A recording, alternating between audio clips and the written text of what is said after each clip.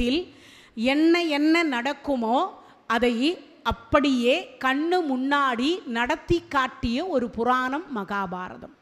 நேற்றைய தினத்தில் ராஜசூய வேள்வியை பார்த்தோம். அந்த வேள்விக்கே ஒருவன் இடைஞ்சலாக இருந்தான். அவனுடைய பெயர் ஜராசந்தன் என்பது பெயர். என்ன பேரு? ஜராசந்தன் அப்படின்னு பேரு. அந்த பிருகத்ரதன் என்று சொல்லக்கூடிய மகத தேசத்தினுடைய அரசன் அவன் ஒருவன். அந்த அரசனுக்கு காசியினுடைய மகள், காசிராஜனுடைய மகள்கள் 2 பேரை அவர் திருமணம் செய்து கொண்டார். அப்படி 2 பேரை திருமணம் செய்து கொண்டதற்கு பிறகு அவருக்கு பல நாள் ஆட்சி, பல வருடங்கள் ஆனது. குழந்தை பாக்கியம் இல்லை. கட்டில் நம்ம விருப்பத்துக்கு வரும், தொட்டில் அவர் கொடுத்தா உண்டு, இல்லைன்னா இல்லை. இறைவன் கொடுத்தாதான் உண்டான். எது? தொட்டில். வடநாட்டில் இருக்கிற ஒரு அடியார் 99 கல்யாணம் பண்ணிக்கிட்டார். வயசு 98, கல்யாணம் 99, 36 மனைவி போய் சேர்ந்து விட்டா. மீதம் இருக்கிற மனைவிக்கு ஜீவனம்சம் போகுது. ஆனால் அவர் சொல்கிறார், 100வது கல்யாணம் பண்ணியாவது நான் ஒரு குழந்தைய பெற்றுப்பேன்றார். ஆனால் இல்லை.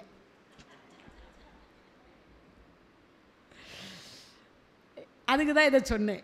அப்போது வயசு 98, கல்யாணம் 99, 100வது கல்யாணம் பண்ணியாவது ஒரு குழந்தைய பெற்றுப்பேன்றார். இந்த 99க்குமே குழந்தை இல்லை.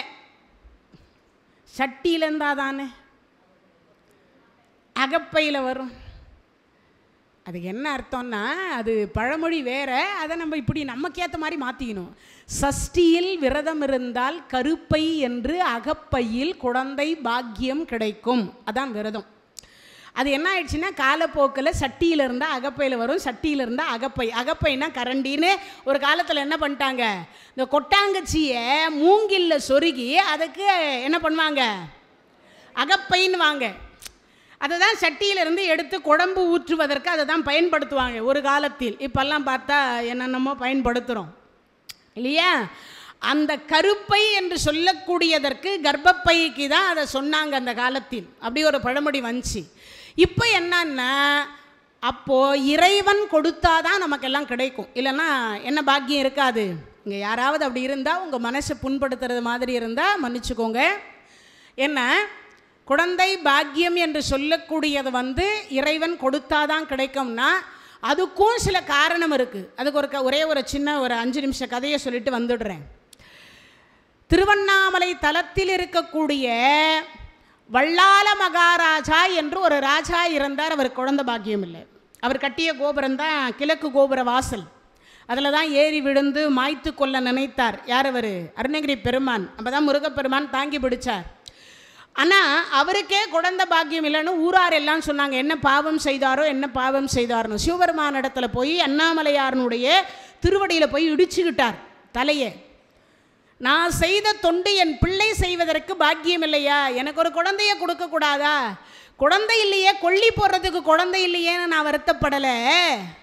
எதுக்கு வருத்தப்படுறேன்? இறை தொண்டு செய்வதற்கு இல்லையே, பிள்ளை இல்லையே அப்படின்னு வருத்தப்படுறேன்னார். சரி, என்ன சிவபெருமான் பார்த்தார். இங்கேருந்து நேராக பிரம்மா கிட்ட போனார். அவனுக்கு குழந்தை பாக்கியம் இருக்கா பாரு. லிஸ்ட் எடுத்தார். இருக்கு. யார் சீக்கிரமாக போடும். எல்லாரையும் தேடி ஆராய்ச்சி பண்ணாராம். இல்லை சுவாமி, அவருக்கு குழந்தையாக போகக்கூடிய பாக்கியம் எவரும் புண்ணியம் செய்யலன்றார்.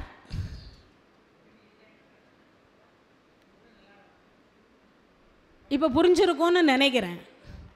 குழந்தை பாக்கியம் இல்லை என்று யாரும் வருத்தப்பட வேண்டாம். ஏன் குழந்தை பாக்கியம் இல்லைன்னா, நாம் செய்த புண்ணியத்தின் காரணமாக நம்ம வயிற்றில் ஒரு குழந்தை பிறப்பதற்கு அந்த அளவுக்கு புண்ணியம் யாரும் செய்யலை. மனதை இப்படி தேத்தி கொள்ளணும். இப்போ வெள்ளாள மகாராஜாவுக்கு சிவபெருமானே போனார். மல்லம்மா செல்லம்மான்னு 2 மனைவி.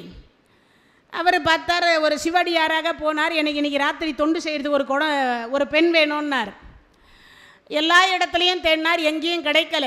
பொண்ணும் பொருளும் கொடுத்தார். யாரும் கிடைக்கல. கடைசியில் தாசி பெண்கள் இடத்துல போகலான்னு போனாங்க. எல்லா தாசி பெண்கள் இடத்துலையும் இவர் சிவகணங்களை ஒரு ஆணாக மாற்றி மொத்த இடத்துக்கும் அமுச்சு வச்சிட்டார். ஏற்கனவே புக்கிங் ஆயிட்டாங்க மொத்த பேரும். ஆமாம், அதனால் புக்கிங் ஆனதுனால யாரும் இல்லைன்ட்டா. நாளைக்கு வேணா வாங்க சுவாமி, இன்னைக்கு இல்லை. கடைசியாக பார்த்தார், இரவு 8 மணி ஆச்சு. மல்லம்மா செல்லம்மா 2 பேரும் வந்தாங்க. சுவாமி காலையிலேருந்து இன்னை வரைக்கும் சாப்பிடல, வாங்க சாப்பிடல. அடியே ஒரு அடியார் வந்துக்கிறாரு, அவருக்கு இன்றைக்கி ராத்திரி ஒரு பெண் கேட்டிருக்கார், அவருக்கு நான் அனுப்பாமல் நான் எப்படி வர்றது, அதுவும் சிவ அடியார் அவர். அப்படியா? இந்த மல்லம்மா பார்த்தா, நீங்களும் சாப்பிடாம எங்களையும் சாப்பிடாம பட்டினி கிடக்க வச்சுட்டுருக்கீங்களே சுவாமி, நான் வர்றேன் சுவாமின்னு போயிட்டா. இந்த செல்லம்மா 2வது மனைவி. ஒரு நடைமுறைக்கு எல்லாருமே 2 கல்யாணம் பண்ணிக்கலாமா? என்ன மேடம் நியாயமா இது? நீதி கதை சொல்கிறவங்க வாயிலிருந்து வரக்கூடிய வார்த்தையா இது? இப்படி தானே கேட்குறீங்க. நான் சொல்லலை, குருநாதர் வாரியார் சுவாமி சொன்னார். ஏன்னு கேட்டால், 2ஆம் கல்யாணம் பண்ணிக்கிட்டீங்கன்னா உங்களுக்கெல்லாம் நரகத்தில் இடம் கிடையாது. இப்போ ஒரு கேள்வி கேட்குறீங்க தானே, ஏன் இடம் இல்லை? அந்த நரகத்தை தான் இங்கேயே அனுபவிச்சிடுறோமே.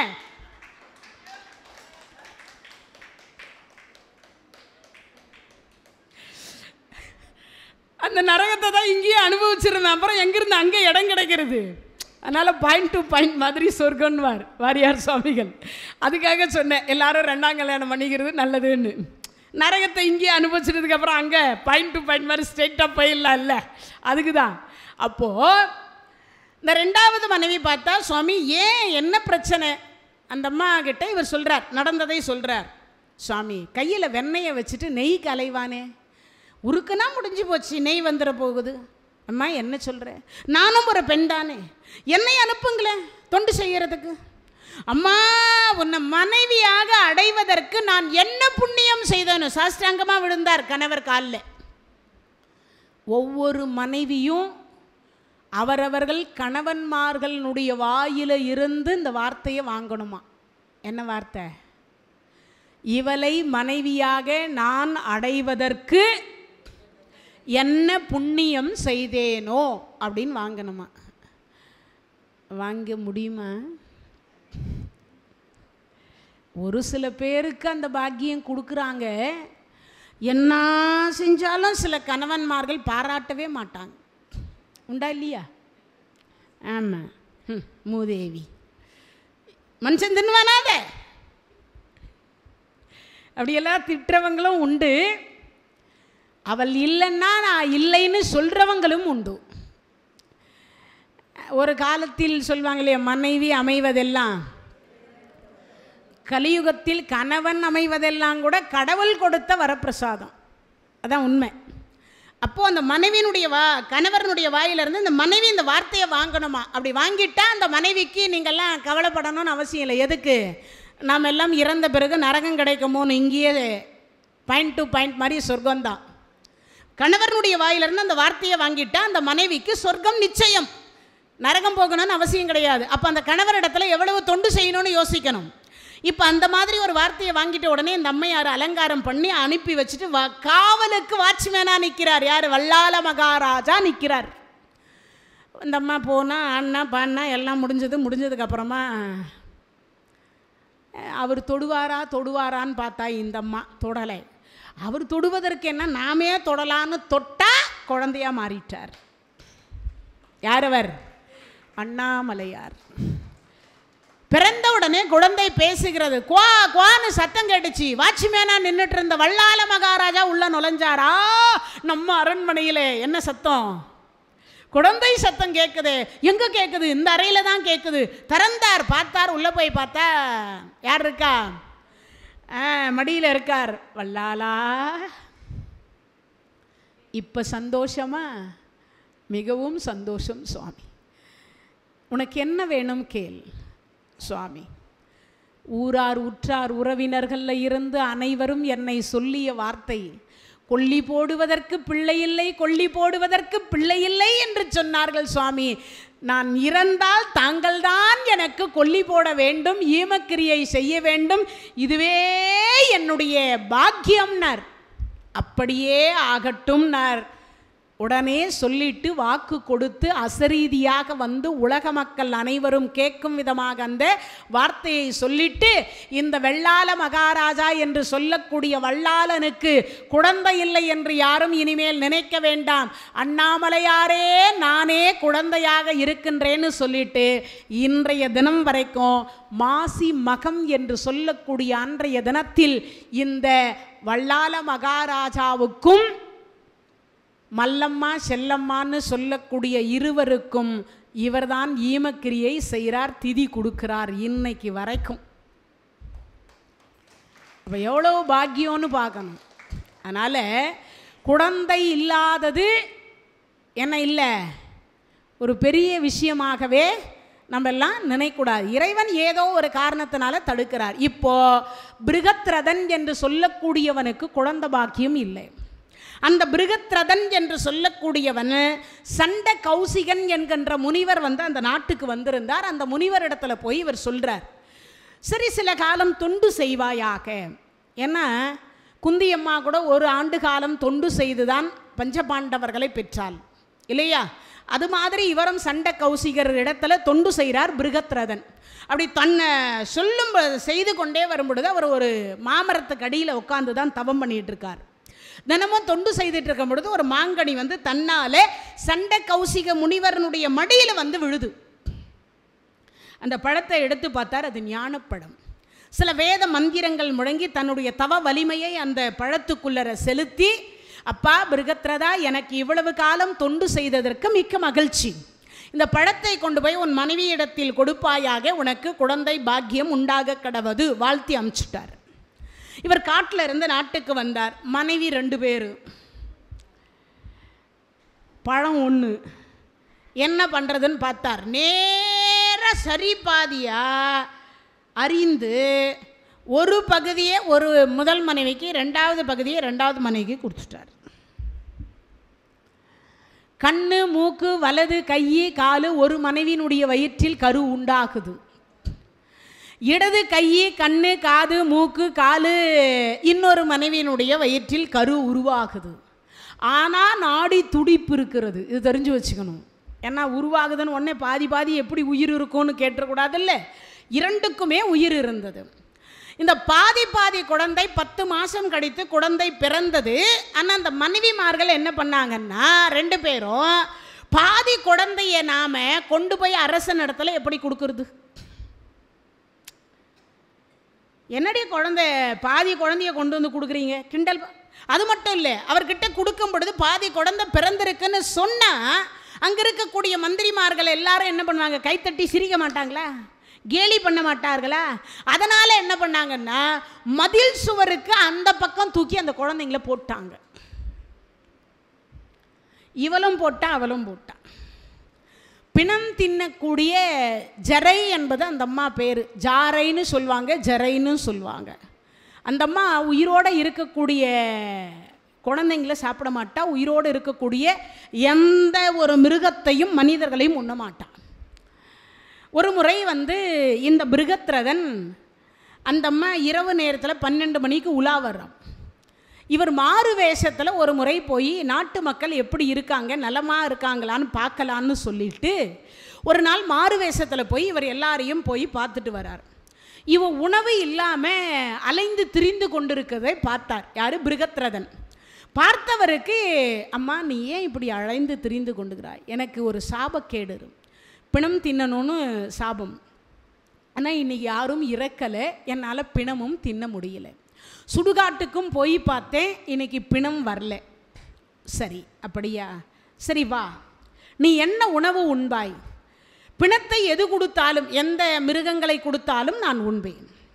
அதுக்கு என்ன பண்ணார்னா, மிருகத்தை கொன்று ஒரு நாள் இந்த ஜரை என்கின்ற பெண்ணுக்கு, அந்த அரக்கிக்கு இவர் விருந்து கொடுத்தார். யார்? இந்த பிருகத்ரதன். அதிலிருந்து இந்த நாட்டில் இருக்கக்கூடிய பிணத்தை தவிர வேறு எங்கேயும் போய் அவள் வெளியில் போய் தேடி எல்லாம் சாப்பிட மாட்டான்.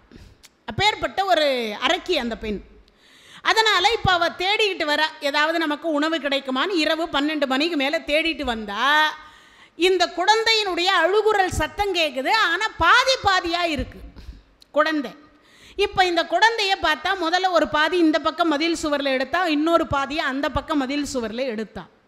எடுத்தவளுக்கு பார்த்தா இது வலது கை, இது இடது கை, இது வலது கண்ணு, இது இடது கண்ணு. இதை பார்க்கிற பொழுது பார்த்த உடனே சரி ஒன்று சேர்த்து பார்க்கலாம் அப்படின்னு இப்படி ரெண்டுத்தையும் ஒன்றா சேர்த்தா ஒட்டிக்கிச்சு. பாதி பாதி அழுகையாக இருந்தது, முழு அழுகையாக வந்துட்டுது அந்த குழந்தைக்கு. ஒன்று சேர்த்த அடுத்த வினாடி பார்த்தா முகம் எப்படி இருக்குன்னா மன்னனுடைய முகம் இவளுக்கு காட்சியா தெரியுது. அந்த குழந்தையினுடைய முகபாவனை எப்படி இருக்குன்னா நமக்கு விருந்து கொடுத்தானே அவனுடைய முகம் மாதிரியே இருக்கே. சரி, ஒருவேளை அவன் குழந்தையாக இருக்குமோ என்ற சந்தேகத்தில் இரவு 1 மணிக்கு வந்து எதை அடிக்கிறா, அங்கே இருக்கக்கூடிய காவலர்கள்கிட்ட நான் அரசனை பார்க்கணும், அழைப்பாயாக, நீ காலையில் வா. இல்லை இல்லை, நான் அவசரம், இப்பயே பார்த்தே ஆகணும், நீ என்னை உள்ளே அனுப்புறியா இல்லை நானே போட்டுமா, இல்லை மன்னனை அழைக்கிறாயா. இவ அரக்கி ஒரு அடி அடிச்சா காவலன் நீ செத்து போயிடுவான் இல்லையா. அதனால் அவன் பார்த்தான், நமக்கு எதுக்கு வம்பு. இவன் போய் காவலர்கள் போய் கதவை தட்டுறாங்க. என்ன அவசரம், போர் ஏதாவது வந்து விட்டதான்னு அரசன் ஓடி வந்து பார்த்த உடனே, இல்லை ஒரு அரக்கி வந்திருக்கிறா, அவள் கையில் ஒரு குழந்தை வேற இருக்குது, அது உயிரோடு இருக்குது, அந்த குழந்தை அழுது கொண்டே இருக்குது, அவள் உங்களை தான் பார்க்கணுன்னு பிடிவாதம் பிடிக்கிறா. இரவு 1 மணிக்கா? ஆமாம். சரி நான் இறங்கி வரேன்னு அவர் இறங்கி வரார். வந்த உடனே பார்த்தா கையில் குழந்தை. மன்னா இது உன் குழந்தையா பார் அப்படின்னா. முகஜாட அச்சு அசல் தன்னை மாதிரியே இருக்கு. ஆனால் குழந்தை பிறந்ததாக மனைவிகள் சொல்லலை. குழந்தை பிறந்ததாக மனைவிமார்கள் யாருமே சொல்லலை. சரி, இவருக்கு சந்தேகம். அம்மா கொஞ்ச நேரம் நில்லுன்னுட்டு மனைவி யார் ராணிகளை போய் பார்க்க போகிறார். பார்த்தா வயிறு சாதாரணமாக இருக்கு. எங்கே குழந்தைன்னார். அது பாதி பாதியாக பிறந்தது, அசிங்கமாக இருக்கிற மாதிரி இருந்தது, எதிரிகள் பார்த்து எள்ளி நகையாடுவார்கள் என்று நினைத்து அந்த குழந்தையை நாங்கள் மதில் சுவருக்கு அந்த பக்கம் எரிந்து விட்டோம்னா. பாவிங்களே, பல வருஷம் போய் சண்டை கௌசிக முனிவரிடத்தில் போய் தொண்டு செய்து பழம் வாங்கின்னு வந்து கொடுத்தா, பாதி பாதி பிறந்திருக்குன்னு உங்களில் பாதியாக இருக்கிற எங்கிட்ட இல்லையா கேட்டிருக்கணும் அந்த குழந்தைய என்ன பண்ணுறதுன்னு. நீங்களா ஒரு முடிவெடுத்து அந்த குழந்தைய கொண்டு போய் எரியலாமா? பாவிங்களே, என் வாரிசை கொண்டு போய் அப்படி சுவருக்கு வெளியில் போட்டிருக்கிறீங்களே அப்படின்னு ஓடோடி வந்தார். அம்மா அது என் குழந்தை தான். அம்மா இதை எப்படி ஒன்று சேர்த்தாய்? அந்த அம்மா சொன்னா, நான் பிணம் தின்னலான்னு வந்தேன், குழந்தையை எடுத்த உடனே அது ஈனுச்சு, அதை தொட்டு பார்த்தேன், உயிர் நாடி இருந்தது. அதுக்கப்புறம் தூக்கி கொண்டு வந்தால் பாதி குழந்தை எப்படி உயிரோடு இருக்க முடியும்னு ஒரு ஆச்சரியம். 2வது பக்கமாக திரும்பி வருகிற பொழுது இன்னொரு பாதி குழந்தை கிடைத்தது. அதுவும் அதே போல் அழுது கொண்டது. 2த்தையும் ஒன்று சேர்த்தேன், ஒட்டி கொண்டது. முகம் பார்த்தால் உங்கள் ஜாடையாக இருந்தது, கொண்டு வந்தேன்னா. அம்மா, என் குலத்தை வாழ வைக்க வந்த தெய்வமே, பெத்த தாயே தூக்கி எறிந்திருக்கிறாள். பெறாத தாயாக என் குழந்தையை ஒன்று சேர்த்ததனால இந்த தாயினுடைய பெயர் வைக்காம உன் பெயரை என் பிள்ளைக்கு வைக்கிறேன்னு ஜராசந்தன் வச்சாங்க. ஒரு அரக்கியனுடைய பெயர் அந்த பெயர். இப்போ அந்த பெயர் வச்சு வளர்த்து வராங்க. இப்போ பிருகத்ரதன் காலமானார், சிவபதவி அடைஞ்சுட்டார். அதுக்கப்புறம் வந்தவர் யார்? இவர் தான் ஜராசந்தன் தான். எங்கே வரார்? பட்டத்துக்கு வரார். அவருக்கு 2 பெண் குழந்தைங்க. அந்த குழந்தையத்தான் கம்சனுக்கு கல்யாணம் பண்ணி கொடுத்தார். யாருக்கு? கம்சனுக்கு. இந்த ஜராசந்தன் யாருன்னா கம்சனுக்கு மாமனார். கம்சனுக்கு மாமனார். ஆனால் கம்சனை யார் கொன்று விட்டார்? பகவான் கொன்று விட்டார். கம்சனை பகவான் கொன்று விட்டார். கொன்ற காரணத்தினால கம்சனுக்கும் பகவானுக்கும் பகை. ஏற்கனவே பகவானுக்கும் கம்சனுக்கும் பகை. கம்சனை கொன்றதுனால இப்போ ஜராசந்தனை தன்னுடைய மகள்கள் வெள்ளப்புடவை கட்டுவதை பார்த்த அவருக்கு இந்த கிருஷ்ணனை கொல்லாமல் விடக்கூடாது. என்ன விடக்கூடாது? கொல்லாமல் விடக்கூடாது. பல முறை கிருஷ்ணருக்கும் ஜராசந்தனுக்கும் போர் நடந்தது. எத்தனை முறை? 18 முறை ஜராசந்தனுக்கும் எத்தனை முறை? 18 முறை போர் நடந்து 18 முறையும் தோத்துட்டார். யார் தோத்தது? பகவான் எம்பெருமான் கிருஷ்ணர். யார் தோத்தது? பகவான் எம்பெருமான் கிருஷ்ணர் தோத்துட்டார். கிருஷ்ணரை தோற்கடித்த ஒரே ஒரு வல்லமை படைத்தவர் யாருன்னு கேட்டால் ஜராசந்தன். இந்த ஜராசந்தனுக்கு பயந்துதான் கடலுக்கு நடுவே துவாரகை என்கின்ற கோகுலத்தை விட்டுட்டு வடமதுரை என்கின்ற நாமத்தோடு துவாரகை என்கின்ற நாமத்தோடு கடலுக்கு நடுவே அரண்மனையை அமைத்து வாசம் செய்தார் பகவான். ஏன்னா அவனால் அங்கே வர முடியாது. அந்த ஒரு காரணத்துக்காக தான் அவர் துவாரகைக்கு போனார். யாருக்கு பயந்து? ஜராசந்தனுக்கு பயந்து தான் அவர் எங்கே போனார்? துவாரகைக்கு போனார். அப்பேற்பட்ட ஒரு சிறப்புக்கு உரியவனை இப்போ எப்படி கொல்ல போகிறாங்கன்னா, அந்த ராஜசூய வேள்விக்கு செல்வம் திரட்டுவதற்கு ஒவ்வொருத்தரும் போகிறாங்க இல்லையா? அப்போ பகவான் சொல்கிறார், நீ இந்த யாகம் வளர்த்தால் ஜராசந்தன் உன்னை தடுப்பான். ஏன் தடுப்பான்? ஒரு கேள்வி வருது. அப்போ அதுக்கு அவர் பகவான் ஒரு பதில் சொல்கிறார். என்னன்னா, அவன் 99 அரசர்களை பிடித்து இன்னும் ஒரு அரசன் கிடைத்தால் நரமேத யாகம் செய்து காளியை தன் வசப்படுத்தி இந்த பூமியை ஒரு கீழே ஆட்சி செய்வதற்கு அவன் காளியை வைத்து ஆட்சி பண்ணலாம் என்று நினைத்து கொண்டிருக்கின்றான். எத்தனை பேரை? ஒருத்தன் கிடைக்கணும். நரமேத யாகம் அப்படின்றது 100 பேர் என்ன பண்ணுவாங்க? சங்கிலியில் கட்டி கீழே நிலவரையில் வச்சுட்டுருக்கான், சுரங்கத்தில் வச்சுட்டுருக்கான். அப்படி வச்சுக்கிட்டு இருக்கும் பொழுது இன்னும் ஒரு ஆள் கிடைக்கணும். அந்த ஒரு ஆள் யாரான்னு கேட்டால் கிருஷ்ணன். அந்த ஒரு ஆள் யாரு? கிருஷ்ணன். அவனோ இல்லை ஏதோ ஒரு அரசன் கிடைத்தால், ஆனால் அவன் நினைக்கிறது கிருஷ்ணனை. இல்லை என்றாலும் பரவாயில்ல, ஒரு அரசன் கிடைத்தால் அதை 100 பேரையும் என்ன பண்ணணும்? வெட்டி அவர்கள் உடம்பை யாக குண்டத்தில் இட்டு அவர்கள் உதிரத்தை அந்த யாக குண்டத்தில் நெய்யாக சொரிந்து காளி தேவிக்கு பலி கொடுத்து விட்டு காளியை தன் வசப்படுத்துதல்னு அர்த்தம். அதுக்கு பேரே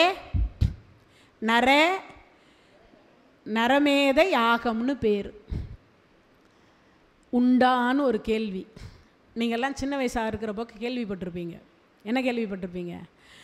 இந்த தலைச்சங்குழந்தையே காது குத்தாத குழந்தைங்கள அப்போது அந்த காலத்துலலாம் வெளியில் விட மாட்டான். எதுக்கு? நரபலி கொடுப்பாங்க, நரபலி கொடுப்பாங்கன்னு. நமக்கெல்லாம் காது குத்துறது எதுக்கு?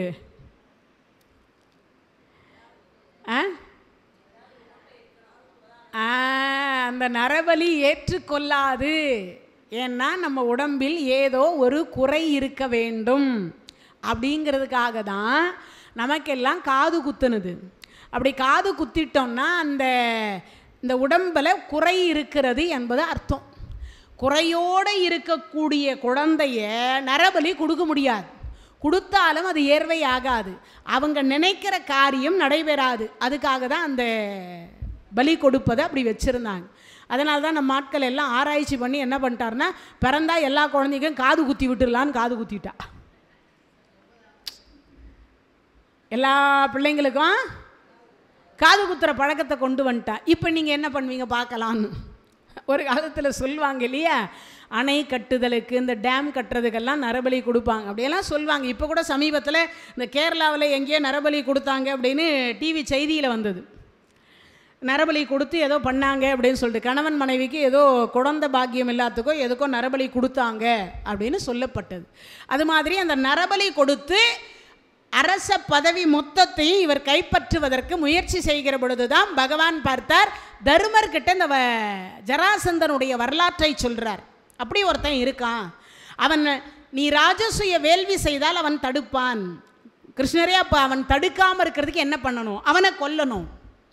எப்படி அவனை கொல்வது? நானே ஏற்கனவே 18 முறை தோற்று போய்கிறேன். இப்போ யாரை வைத்து வெற்றி அடையவது? நான், பீமசேனன், அர்ஜுனன் 3 பேரும் யுத்தத்துக்கு போகிறோம். அந்தணர்கள் வேஷம் போட்டு போனாங்க. என்ன வேஷம்? அந்தணர்கள் வேஷம் போட்டாங்க. அப்போ அந்த அந்தணர்கள் வேஷம் போட்டு 3 பேரும் அங்கே போன பொழுது தான் அங்கே பார்த்தா அந்தணர்களை தடுக்கக்கூடாதுன்னு ஒரு நீதி. என்ன நீதி?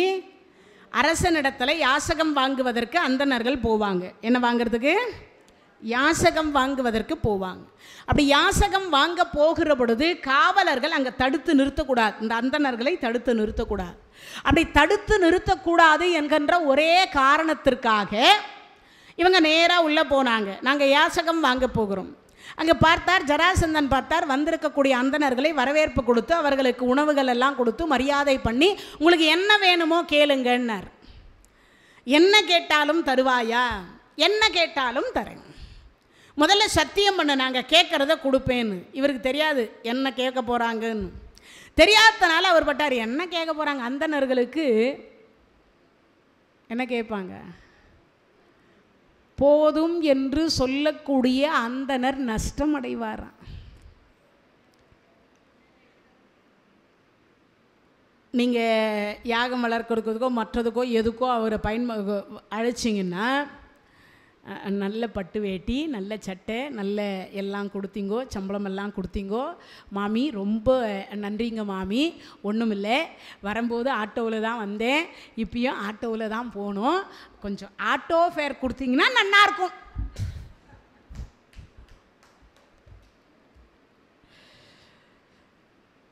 நீங்களே ஏற்கனவே எக்ஸ்ட்ரா கொடுத்துருப்பீங்க. ஆனாலும் அவர் மறுபடியும் கேட்பார். போதும் என்று சொல்லக்கூடிய அந்தணர் நஷ்டமடைவாராம். போதும்னு சொல்லக்கூடாதான் அந்தணர்கள். அப்படி ஒரு கோட்பாடு இருக்குது. அப்போது இந்த அந்தணர்கள் என்ன கேட்க போகிறாங்க? செல்வத்தை தான் கேட்க போகிறாங்க, வேறு எதுவும் கேட்க மாட்டாங்க. அதனால் இவர் என்ன நினைக்கிறார்? செல்வம் தானே கேட்க போகிறாங்கன்னு நினச்சி, என்ன வேணுமோ கேளுங்க, எவ்வளோ வேணுமோ கேளுங்க, நான் தரேன்னார். இல்லை, நீ முதல்ல சத்தியம் பண்ணு, நீ என்ன தானம் கேட்டாலும் நான் கொடுப்பேன்னு சத்தியம் பண்ணு. சத்தியமாக நீங்கள் என்ன தானம் கேட்டாலும் நான் கண்டிப்பாக தருவதற்கு சித்தமாக இருக்கின்றேன். இவர் சத்தியம் பண்ணிட்டார். பண்ண அடுத்த வினாடி பார்த்தார், என்ன வேணும் கேளுங்கன்னார். யுத்த தானம் வேணும்னார். சண்டையே தானமாக கொடுறான்னார். யுத்த தானம்னா என்னது? சண்டையையே தானமாக கொடுனார். அப்போ தான் ஜராசந்தனுக்கு விளங்கியது, வந்திருக்கிறவன் இடையன் மடையன் திருட்டு கிருஷ்ணன். கிருஷ்ணா, 18 முறை தோத்தும் உனக்கு இன்னும் தோல்வி பயம் வரல, இப்பையும் என்னை வெற்றி பெறுவேன் என்று தானே வந்திருக்கிறாய், நீ தனியாக வந்திருக்கலாம், இவங்க 2 பேர் யாருன்னார். அப்போ தான் அர்ஜுனர் சொல்கிறார், நான் இந்திரன் மகன் அர்ஜுனன், நான் வாயுதேவனுடைய மகன் பீமசேனன். இப்போ பார்த்தாங்க, இந்த 3 பேரில் யார் யுத்தத்துக்கு வரீங்க? ஜராசந்தன் சொன்னால் வயசில் என்னை விட சின்னவன் யார்? அர்ஜுனன். அவங்ககிட்ட நான் சண்டைக்கு போக மாட்டேன், என்னை விட சின்ன பையன்கிட்ட எனக்கு சண்டை போட விருப்பம் இல்லை. ஆனால் ஏற்கனவே நீ 18 முறை என்கிட்ட தோற்று போயிட்ட, மறுபடியும் உங்ககிட்ட எது? நீ வேணா எங்கிட்ட தோல்வி அடைவதை பெருமையாக நினைக்கலாம், ஆனால் நான் உங்ககிட்ட தோற்பதையே கேவலமாக நினைக்கிறேன். எதை? ஜெயிக்கிறதையே கேவலமாக நினைக்கிறேன். ஏன்னா ஒருத்தன் 18 முறை தோற்று போயிட்டான், அவனை எத்தனை முறை தான் தோற்கடிக்கிறது? அதனால் உன்னை ஜெயிப்பது எனக்கு கேவலமான விஷயம், அதனால் நீ வேண்டாம். இப்போ என்னன்னா சொல்லாமல் சொல்கிறான், பீமசேன இடத்துல நான் சண்டை போடுவேன். பீமசேனர், ஜராசந்தன், இடும்பன், பகாசூரன், மணிமாலன், துரியோதனன், துச்சாதனன், இவங்க எல்லாருமே பார்த்தீங்கன்னா சம பலம் படைத்தவர்கள். என்ன பேர்? சம பலம் படைத்தவர்கள்.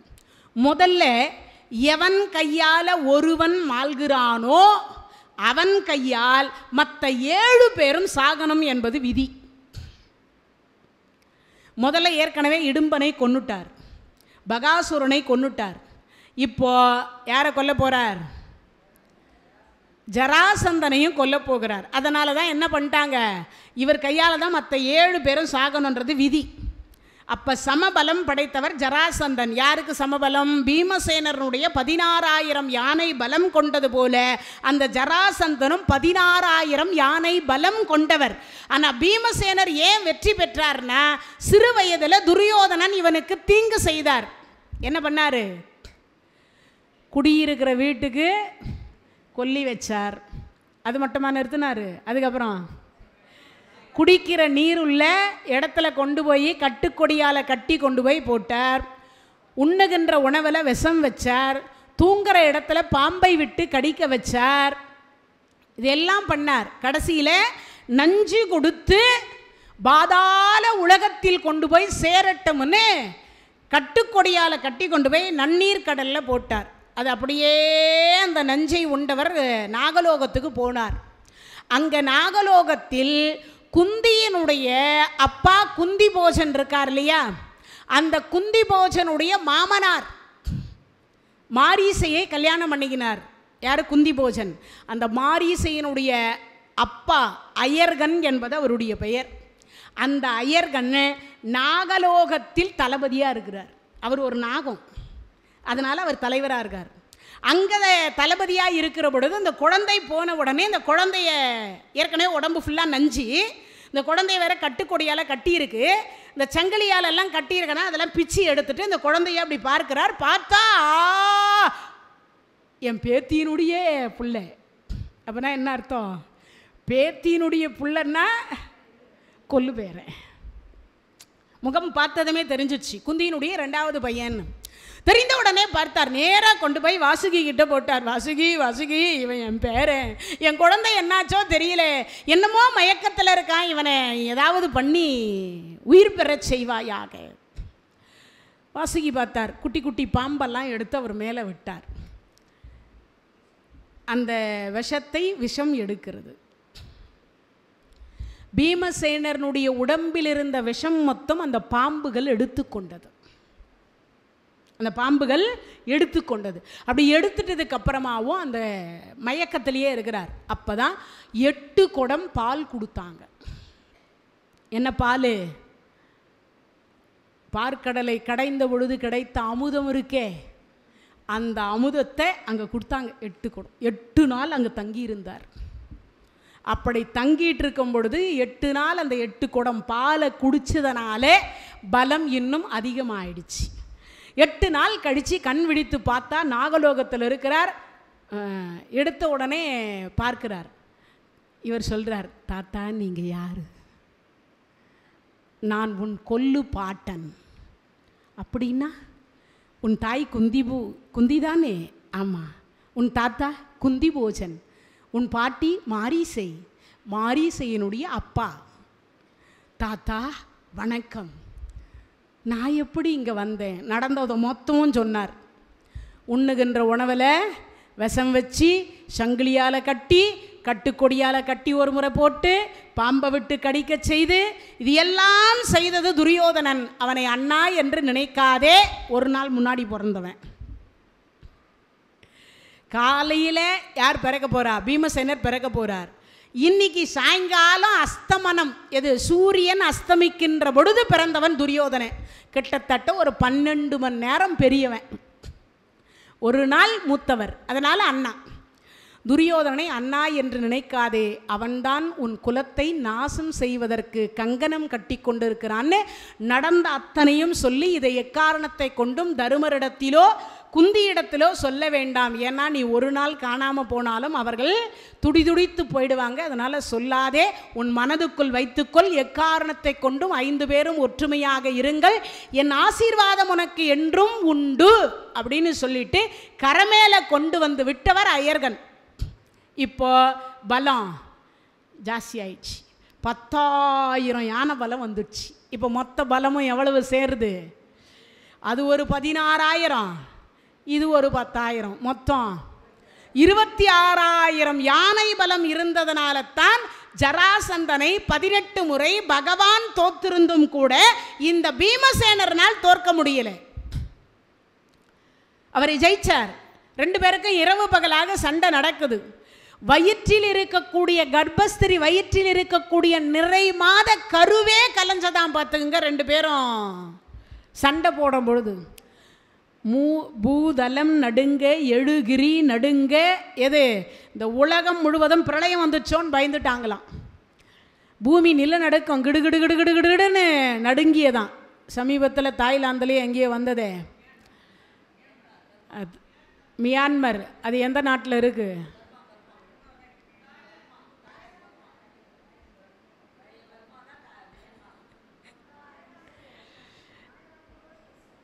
தாய்லாந்தா இல்லை இதுவா?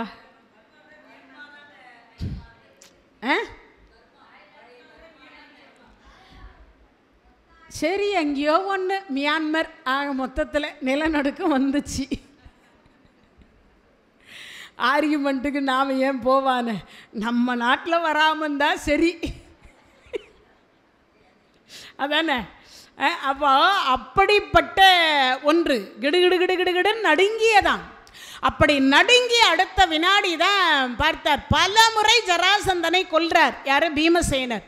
ஆனால் பல முறை கொன்றும் அவன் உயிர் பிரியலை. அப்போ தான் ஒரு புல்லை எடுத்து இரண்டாக கிழித்து வலது பக்கம் இருக்கக்கூடியதை இடது பக்கமும், இடது பக்கம் இருக்கக்கூடியதை வலது பக்கமும் எறிந்தார் பகவான் எம்பெருமான் கிருஷ்ணர். இதை குறிப்பால் உணர்ந்து கொண்ட பீமசேனர் வலப்பக்கம் அவனை ரெண்டாக கிழிச்சு வலப்பக்கம் இருப்பதை இடது பக்கமும், இடப்பக்கம் இருப்பதை வலது பக்கமும் மாறி எறிந்த உடனே அது மீண்டும் ஒட்டி கொள்ளாமல் மாண்டு போனான்.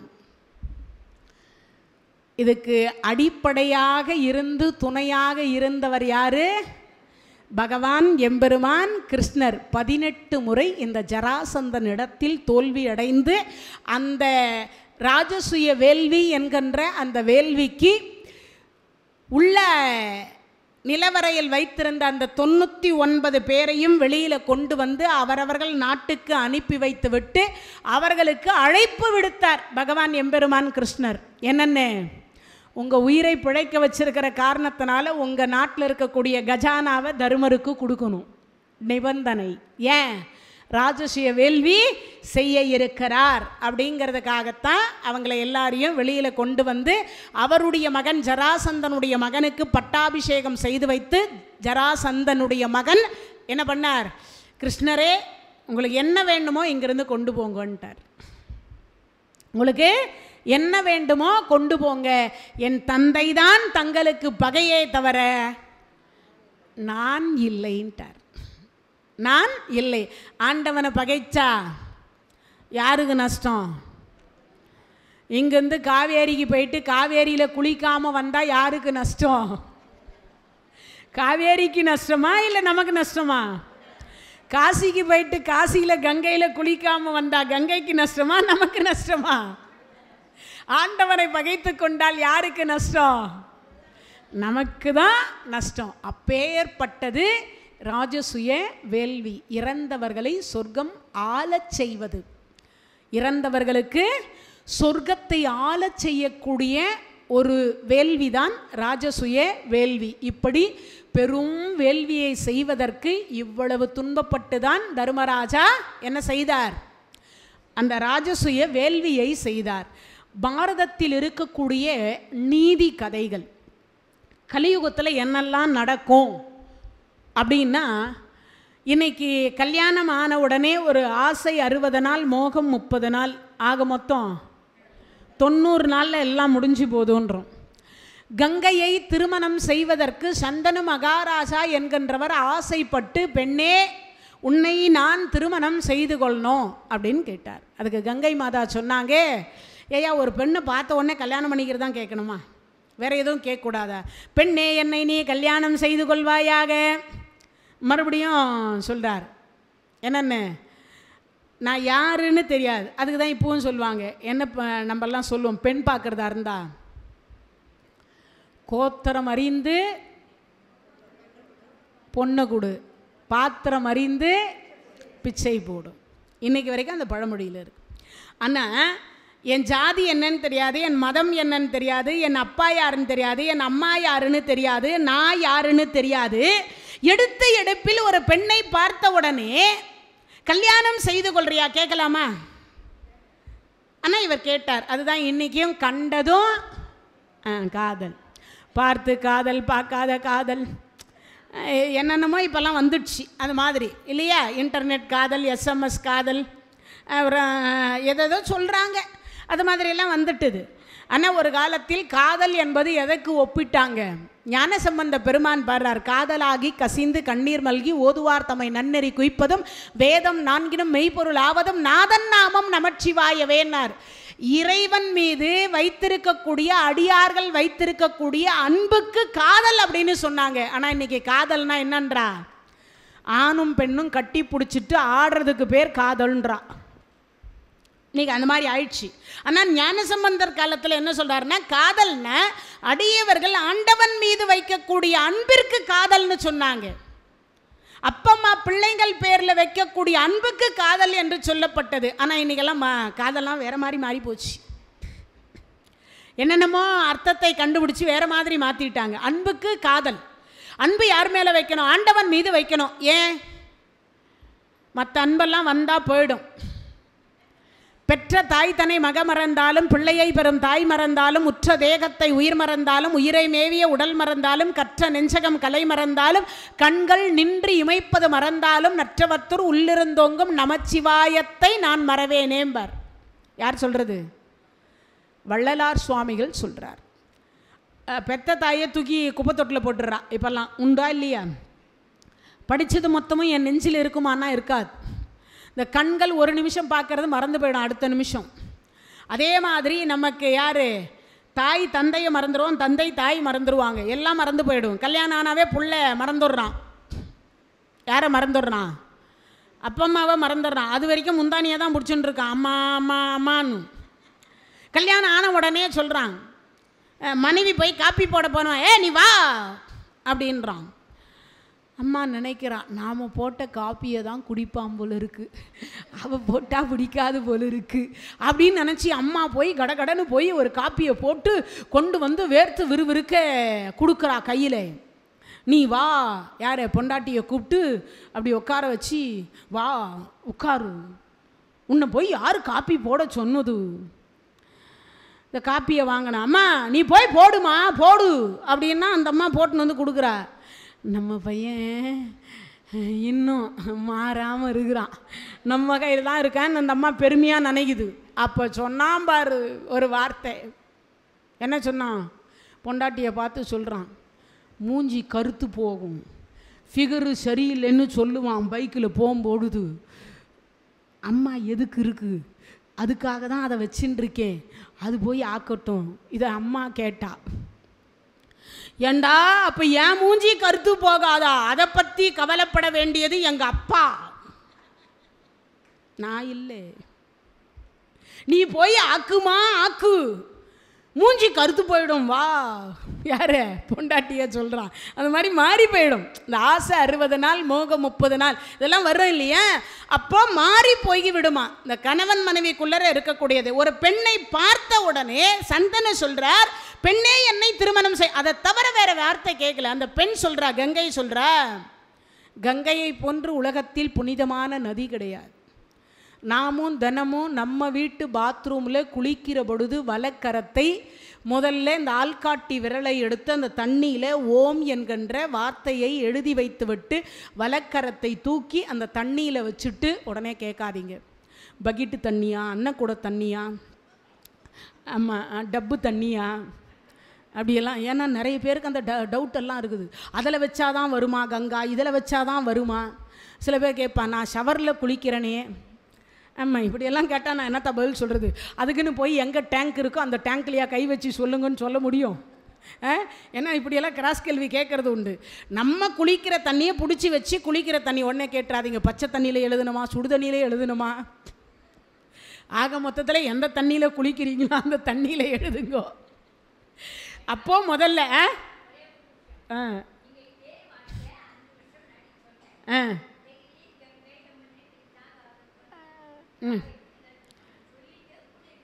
இன்னைக்கு வரைக்கும் பாருங்க, 5 வருஷத்துக்கு முன்னாடி சொன்னதே அம்மா இன்னை வரைக்கும் கடைபிடிச்சுன்னு இருக்கா.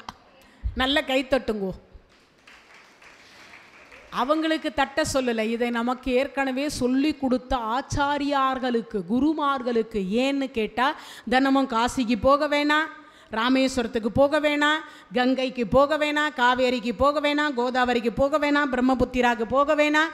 இருந்த இடத்திலிருந்து நம்ம வீட்டு பாத்ரூம்லேயே நாம் தினமும் காசியிலே கங்கையிலே குளிக்கலாம். அதுக்குரியதான் ஒன்றும் இல்லை, வலக்கரத்தை தூக்கி ஓம்னு எழுதிட்டு, இந்த ஆள்காட்டி விரலை வச்சு எழுதிட்டு கையை அதில் தூக்கி வச்சுட்டு 3 புண்ணிய நதிகள் 5 புண்ணிய நதிகள் அந்த நேரத்துக்கு நினைவுக்கு எது வருதோ ஒன்றே கேட்டுறாதீங்க. எனக்கு இது 3 தானே தெரியும், 3 தெரியல, 1 தெரிஞ்சால் போதும். எது? கங்காதேவி வருக, கங்காதேவி வருக, கங்காதேவி வருகன்னா அந்த கங்கை மாதா அந்த தண்ணியில் வந்து வாசம் செய்வதோடு அந்த தண்ணியில் மகாலட்சுமி வந்துருவா. அந்த தண்ணியை நம்ம உடம்புலையோ நம்ம தலையிலையோ கொட்டி கொண்டோமே ஆனால், ஊற்றி கொண்டோமே ஆனால், நமக்கு அன்றைய தினத்தில் செய்யக்கூடிய தெரியாமல் செய்யக்கூடிய பாவம் விலகி நமக்கு கைலாய பதவியோ சொர்க்க பதவியோ கிடைக்கும். நம்ம பிள்ளைங்களுக்கோ பேர பிள்ளைங்களுக்கோ அந்த பாவம் போய் சேராது.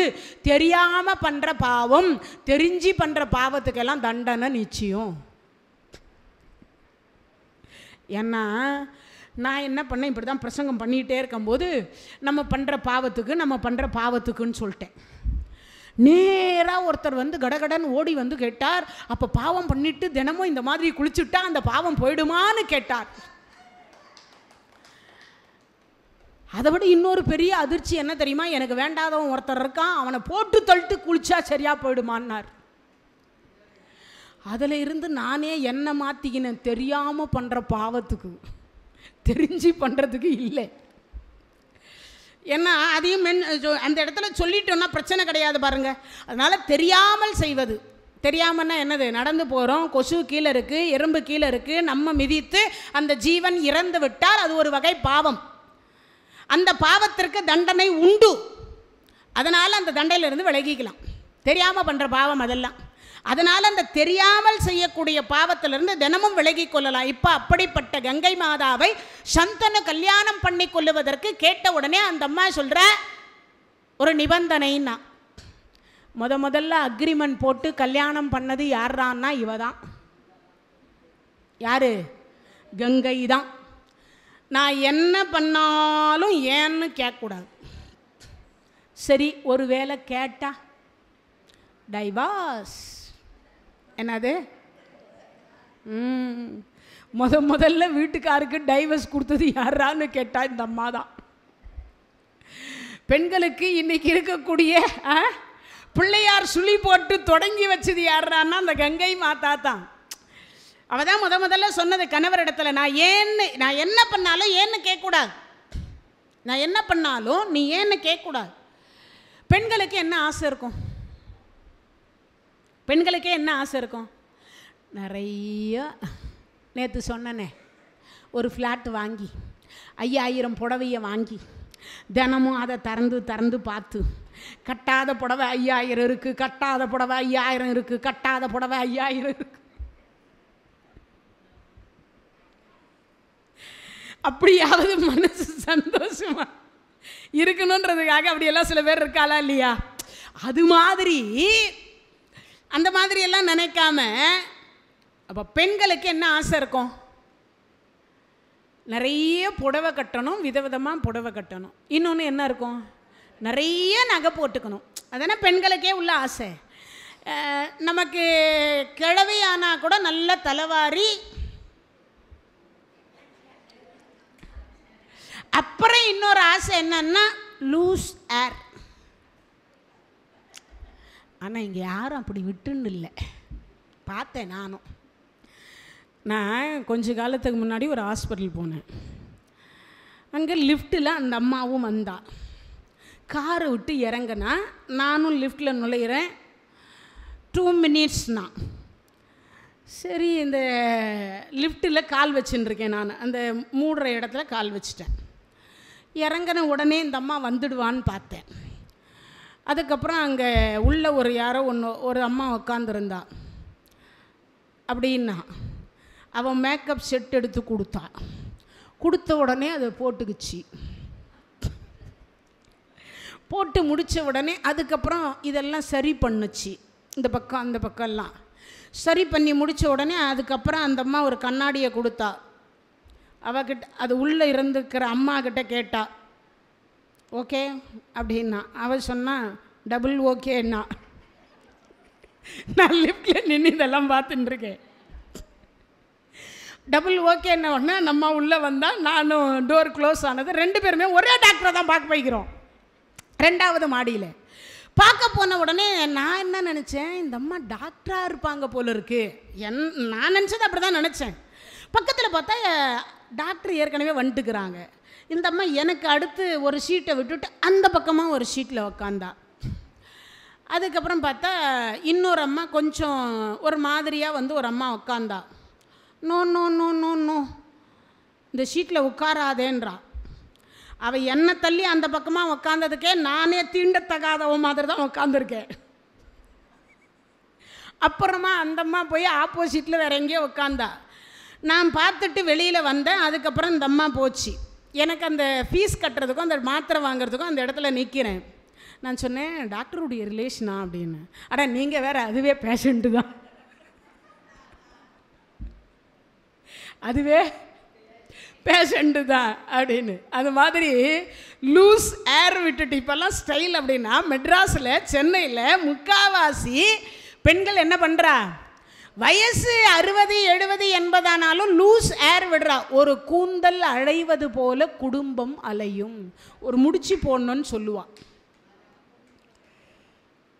ஒரு முடிச்சு போடணும்னு சொல்லுவாள், ஒரு லப்பர் பேண்ட் போடணும்னு சொல்லுவாள், ஒரு கிளிப்பு போடணும்னு சொல்லுவாள். அந்த கூந்தல் அன்றைய தினத்தில் திரௌபதி இதே மகாபாரதத்தில் ஒரு பெண் கூந்தல் விரித்ததற்கே 1 கோடி பேர் இறந்து போய்க்கிறார்கள். அப்படின்னா இன்றைய தினத்தில் ஒவ்வொரு பெண்களும் விரிக்கக்கூடிய கூந்தலுக்கு எவ்வளவு பேர் சாவாங்கன்னு யோசிக்கணும். அப்போனா என்ன அர்த்தம், பெண்கள் அழகுபடுத்தி கொள்வது சிறப்பு, ஆனால் என்ன விரிக்கக்கூடாது, கூந்தல் விரிக்கக்கூடாது. இப்போ இந்த பெண்ணாக இருக்கக்கூடிய கங்கை என்ன செய்வான்னு யோசிக்கிறீங்க நீங்கள் எல்லாரும்?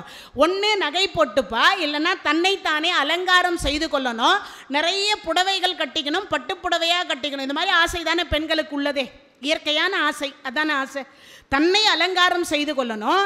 இன்னொன்று நிறைய நகை போட்டுக்கணும், மற்றவர்களிடத்தில் இருக்கக்கூடியது. அது சமீபத்தில் ஏதோ ஒரு சேனலில் கூட ஒளிபரப்பாச்சுன்னு நினைக்கிறேன்.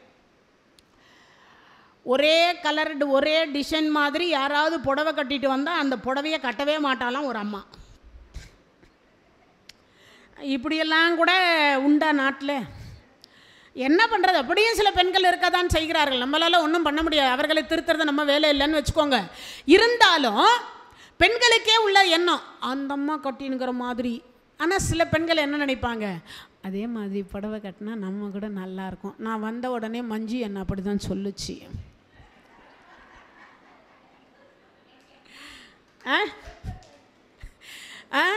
நான் வந்த உடனே மஞ்சு அப்படி தான் சொல்லுச்சு, இந்த கலர் ரொம்ப நன்னா இருக்கேன்னுச்சு. இன்னைக்குன்னு பார்த்து நீங்கள் ரொம்ப அழகாக இருக்கீங்கன்னு வேற சொல்லிடுச்சு.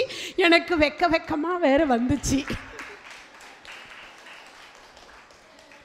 நான் நடந்ததை சொன்ன போய் சொல்ல மஞ்சு இங்கே தான் இருக்கு. அந்த பெண்களுக்கே உள்ள ஒரு தன்மை தானே. நம்மளை யாராவது பார்த்து அழகாக இருக்கீங்கன்னு சொல்லிட்டாவே நம்ம என்ன அவ்வளோ அழகாவா இருக்கும். அது இயற்கையாகவே அந்த பெண்களுக்குரிய ஒரு குணம், அதானே உண்மை. இப்போ இந்த பெண்ணு அழகாக இருக்கா, அண்ணன் நடை, மின்னல் இடை, ஜன்னல் வச்ச ஜாக்கெட்டு, ஜெகன்மோகனி கொலுசு எல்லாம் போட்டு அழகாக இருக்கா. ஆனால் அந்த பெண் சொல்கிறா, நான் என்ன செய்தாலும் நீ ஏன்னு கேட்கக்கூடாதுன்னா. இப்போ இந்த அரசனுக்கு என்ன தோன்றுதுன்னா, பெண்கள் தன்னைத்தானே அலங்காரம் செய்துக்கணும், அதான் ஆசைப்படுவாங்க, அழகாக இருக்கணும்னு நினைப்பாங்க. இன்னும் கொஞ்சம் மேலே போனால் என்ன நினைப்பீங்க பெண்கள்? தாய் வீடு ஏழையாக இருந்தால், சகோதரன் ஏழையாக இருந்தால், வாக்கப்படுற வீடு கொஞ்சம் வசதியாக இருந்தால் இங்கிருந்து கொஞ்சம் அங்கே கொடுக்கணும்னு தோணும். உண்மையா இல்லையா? ஒரு காலத்தில் சிறுவாடு சேர்த்து வச்சுருப்பாங்க தெரியுமா? சிறுவாடு, இந்த பெண்கள் எல்லாம் சிறுவாடு சேர்த்து வச்சுருப்பாங்க, வீட்டுக்காருக்கே தெரியாது. பக்கத்து வீட்டில் கடன் வாங்கினேன், இந்த அம்மா ஏண்டி எதனா இருந்தால் கூட, என்கிட்ட ஒன்றும் இல்லைங்க, வேணும்னா வாங்கிட்டு வந்து தரேன் பக்கத்து வீட்டுக்கார அக்கா கிட்ட. இந்த அம்மா சுருக்கு பையில இருந்து அங்கேருந்து 100 ரூபா கடன் வாங்கின மாதிரி இங்கே கொண்டு வந்து கொடுப்பாள். ஒரு மாதம் கழித்து, அக்கா உங்ககிட்ட என் பொண்டாட்டி கடன் வாங்கினாலேன்னு இவர் அந்த 100 ரூபாயை கொண்டு போய் அங்கே கொடுக்கும்போது, ஓம் பொண்டாட்டியா, ஓம் பொண்டாட்டிக்கிட்டேருந்தே நானே 200 ரூபா கடன் வாங்கியிருக்கிறேன். உண்மை ஒரு நாள் வெளிச்சத்துக்கு வந்துடும். இன்னொன்று, இந்த தாய்மார்கள்லாம் வயசானவங்கெல்லாம் பார்ப்பாங்க, பெண்ணை கட்டி கொடுத்துட்டு இருந்தாங்கன்னா, மருமக வந்துட்டு இருந்தால்னா பிள்ளைங்க கொடுக்கறது, வீட்டுக்கார் கொடுக்கறது, இதெல்லாம் சிறுவாடாக சேர்த்து வச்சுருந்து என்ன பண்ணுவாங்க, ஏங்க நான் மருமக பிள்ளை போகிறாருங்க, நான் அங்கே போய் அவரை வழி அனுப்பிட்டு வரேங்கன்னு தெருமோன வரைக்கும் அந்த அம்மா போவா. இந்த சுருக்கு பையில் இருக்கிறதெல்லாம் எடுத்து எடுத்து எடுத்து எடுத்து, மாப்பிள்ள இதை வச்சுக்கோங்க, மாமனார்கிட்ட சொல்லாதீங்க, போகும்போது பிள்ளைங்களுக்கு பேர பிள்ளைங்களுக்கு என் பொண்ணுக்கு எதனா வாங்கின்னு போய் கொடுங்கோ, ஆனால் நான் கொடுத்தோன்னு எங்கள் மாமனார்கிட்ட சொல்லிவிடாதீங்க, கொடுப்பா. சில பெண்கள் கணவர் வீட்டில் சம்பாதிச்ச சம்பாதனையை என்ன பண்ணுவாங்க, சிறுவாடு சேர்த்து வச்சுருந்து, என்னடி கொண்டு வந்துட்டேன் உங்கள் அம்மா வீட்டிலேருந்து, உங்கள் அப்பா வீட்டிலேருந்து என்னடி கொண்டு வந்துட்டேன் இந்த வீட்டுக்காரர் கேட்பார். அதுக்காகவே இவன் என்ன பண்ணுவா, கொடுக்குறத கொஞ்சம் கொஞ்சமாக மிச்சப்படுத்தி ஒரு 2 சவரத்தை வாங்கிட்டு போய் திருட்டாட்டமாக அங்கேருந்து அம்மா வீட்டிலேருந்து வரும்போது போட்டுட்டு வருவா, எங்கள் அம்மா வாங்கி கொடுத்தாங்கன்னு. அப்படி போட்டு வரும்போது ஒரு நாள் இவர் தனியாக அவங்க அம்மா வீட்டுக்கு போனார். போன உடனே அந்த அம்மா அப்போ தான் கையில் இருந்த ஒரு 100 ரூபாயை கொடுத்துட்டு, நான் என்ன பண்ணுறது மாப்பிள்ளை, இங்கே ஒன்றும் வருமானம் இல்லை, விவசாயமும் பெருசாக இல்லை, விளைச்சல் இப்போ தான் போட்டிருக்கோம், இனிமேல் வந்தால் தான் உண்டு, போன வாரம் வந்துட்டு போனால் ஒன்றும் கையில் கூட 10 ரூபா கொடுக்கல, இதையாவது கொண்டு போய் பிள்ளைங்க கிட்ட ஏதாவது வாங்கின்னு போய் கொடுன்னு ஒரு 100 ரூபா கொடுத்தான். குட்டு வெளிச்சத்துக்கு வந்துருமா, இவர் இங்கே வந்தவொடனே, ஏண்டி உங்கள் அம்மா 2 சவரம் போட்டா வருமாங்க. இது பெண்களுக்கு உரிய ஒரு இயற்கையான குணாதிசயங்கள், பெண்களுக்கே உள்ளது. இப்போ சந்தன மகாராஜா நினைக்கிறார், என்ன நினைக்கிறாருன்னா, இதைத்தானே அந்த பெண்கள் செய்வார்கள், வேற ஒன்றும் பெருசாக செய்ய மாட்டாங்களேன்னு நினச்சி என்ன பண்ணிட்டார்னா, நீ என்ன செய்தாலும் நான் ஏன் என்று கேட்க மாட்டேன், இது சத்தியம். கல்யாணம் முடிஞ்சது, ஆசை 60 நாள், மோகம் 30 நாள், எல்லாம் முடிஞ்சதும் இவருக்கு முதல்ல இருந்ததை காட்டிலும் 1000 மடங்கு அன்பு அதிகமாகுது மனைவி மேலே. ஏன்னா அவள் நாளொரு மேனியும் பொழுதொரு வண்ணமாக தினம் தினம் தினம் தினம் அழகு கூடிக்கொண்டே போகுதான். யாருக்கு? கங்கை. சாதாரண மாதாவாக இருந்தால் பரவாயில்ல, அவள் லோக மாதா, எல்லோருடைய பாவத்தையும் போக்கக்கூடிய மாதா. அவளுக்கு சாதாரண அழகு இருக்க முடியுமா? இல்லையா? சாதாரண பூலோக பெண்களே அழகு, அவள் தேவலோக மாதா, அந்த அம்மாவுக்கு எவ்வளோ அழகு இருக்கும் இல்லையா? இன்றைக்கும் சொல்லுவாங்க, சிவபெருமான் ரகசியமாக வச்சுருக்கார். எங்கே வச்சுருக்கார்? தலை மேலே வச்சுருக்கார். உண்மையாகவே அவர் தலை மேலே வச்சுருக்காரா? அவர் தாங்கி பிடித்தார். கங்கையை கல்யாணம் பண்ணிக்கல, என்ன பண்ணாரு? பகீரதன் தவம் செய்த பொழுது தாங்கி பிடிப்பதற்கு யாருக்கும் தைரியம் இல்லை, அவளை தாங்கி யாராலையும் பிடிக்க முடியாது என்கின்ற காரணத்தினால் சிவபெருமான் தாங்கி பிடித்தார் கங்கையை.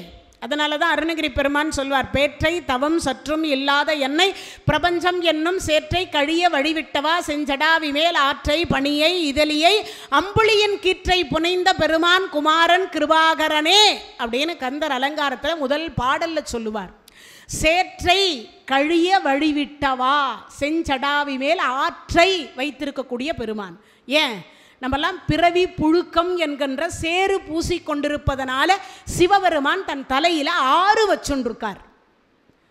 கங்கை இல்லைன்னா நம்ம பாவம் போகாது, கங்கையினால தான் நம்ம பாவம் போகுது. அப்பேற்பட்ட கங்கை 10 திங்கள் கழித்தது. 10 திங்கள்னா என்னது? 10 மாதம் கழிந்தது.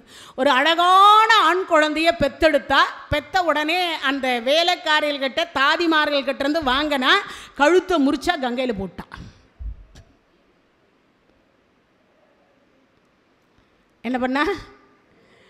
1 போச்சு, 2 போச்சு, 3 போச்சு, 4 போச்சு, 5 போச்சு, 6 போச்சு, எத்தனாவது போச்சு?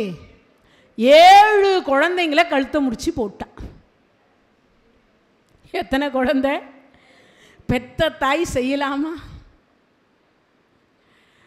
கோயில் கோயிலாக போய் இன்னைக்கும் நீங்கள் எல்லாம் தாய்மார்கள், உங்கள் வயிற்றில் பிறந்த குழந்தைக்கு கிட்டத்தட்ட எல்லாருக்குமே 50 வயசு கிட்டத்தட்ட இருக்கும், 50 60 கிட்ட வரும். இன்றைக்கும் அவருக்கு உடம்பு சரியில்லைன்னா நீங்கள்லாம் என்ன பிரார்த்தனை பண்ணுவீங்க? என்ன வேணா எடுத்துக்கோ, என்ன சொல்வோம்?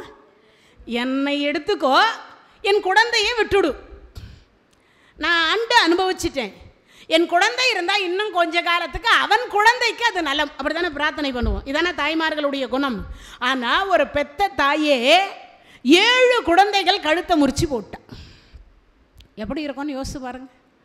அப்போ தான் 8வது குழந்தை கரு சுமந்தால் இந்த ராஜாக்கள் எல்லாரும், அங்கே இருக்கக்கூடிய மந்திரிமார்கள் எல்லாரும் பார்க்குறாங்க, இவன் என்ன இந்த ராஜாவா இல்லை கூஜாவா? ஒரு கட்டிய மனைவி 7 குழந்தைங்களை கழுத்தை முறிச்சு போடுற பொழுது ஏண்டி அப்படி பண்ணுறேன்னு கேட்காதவர் ஒரு ராஜாவா? அதை விட இன்னொரு கொடுமை, இருக்கிற பெண்கள் எல்லாம் ஸ்ட்ரைக் பண்ண ஆரம்பிச்சிட்டாங்க.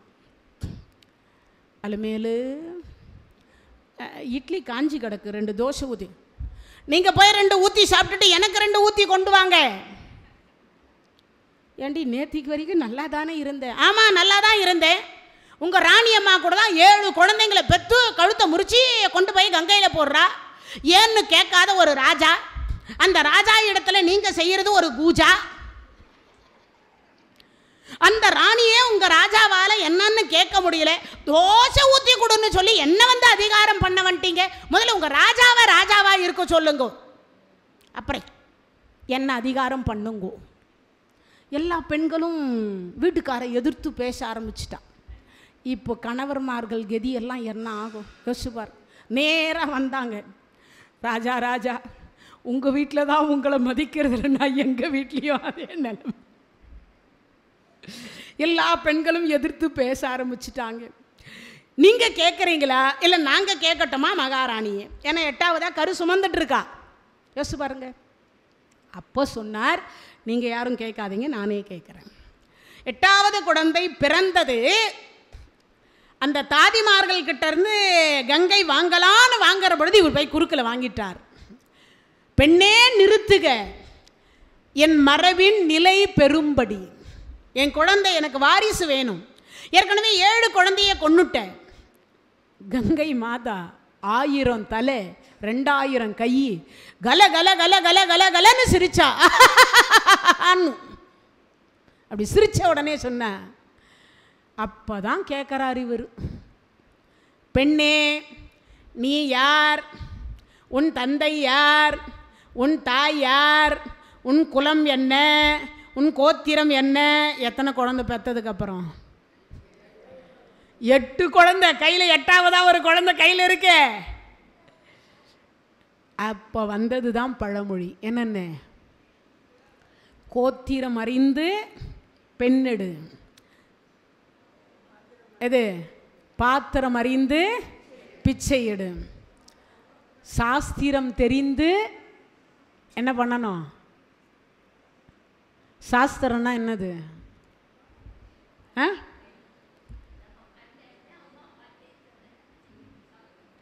சாஸ்திரம்னா என்னது?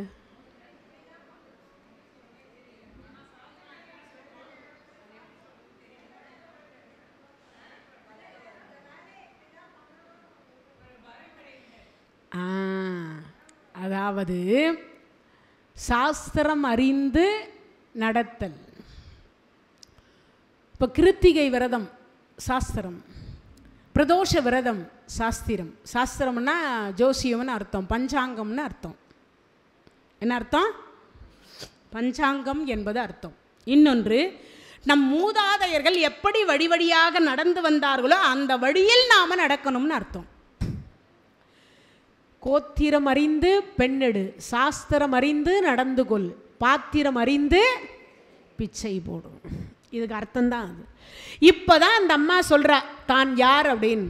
1000 தலை கங்கா மாதா, ரொம்ப ரொம்ப அற்புதமானவள். ஒரு முறை பிரம்மலோகத்துக்கு போய் அந்த அம்மா பிரம்மதேவரை தரிசனம் பண்ணுறதுக்கு போகும்பொழுது அங்கே மகாபிஷக்குன்னு ஒரு மன்னன் இங்கே பூமியில் 1000 அஸ்வமேத யாகம் செய்துவிட்டு அவருக்கு பிரம்மலோகத்தில் பதவி கொடுத்துருந்தாங்க. எல்லாரும் உட்கார்ந்துருக்கும் போது அந்த பிரம்மலோகத்தில் இவரும் அந்த மகாபிஷக்கு என்கின்றவரும் உட்கார்ந்துருக்கிறார். ஆனால் உட்கார்ந்துருக்கும் போது ஒரு என்ன நடக்குதுன்னா, இங்கிருந்து கங்கை மாதா போய் தினமும் என்ன வேலைன்னா, பிரம்மலோகத்தில் பிரம்மாவை வணங்கணும், விஷ்ணு லோகம் என்கின்ற சொர்க்கத்தில் விஷ்ணுவை வணங்கணும், கைலாயத்தில் சென்று சிவனை வணங்கணும். இது வேலை யாருக்கு? கங்கைக்கு. இதை வணங்குற பொழுது பிரம்மலோகத்துக்கு அந்த அம்மா போனா பாருங்க. அப்போ அங்கே லேசாக காற்றடித்தது. காற்று யாரு? வாயு பகவான். வாயு பகவான் காற்றடிச்சது. இந்த காற்று அடித்த உடனே என்ன ஆயிடுச்சுன்னா, அப்போது இந்த மேலே ஆடை இருக்குல்ல, இந்த ஆடை கொஞ்சம் விலகிடுச்சு. பெண்களுக்கு எது விலகக்கூடாது? மேலாடை விலகக்கூடாது. அந்த மேலாடை விலகிய உடனே கங்கை மாதா என்ன பண்ணியிருக்கணும்? சரிப்படுத்தி இருக்கணும் இல்லையா? ஆனால் அங்கே இருக்கக்கூடிய ஆண்டவர்கள் அத்தனை பேரும் இவ லோகமாதா, இவளை பார்ப்பது தவறு என்று எல்லாரும் பூமியை பார்த்தாங்க.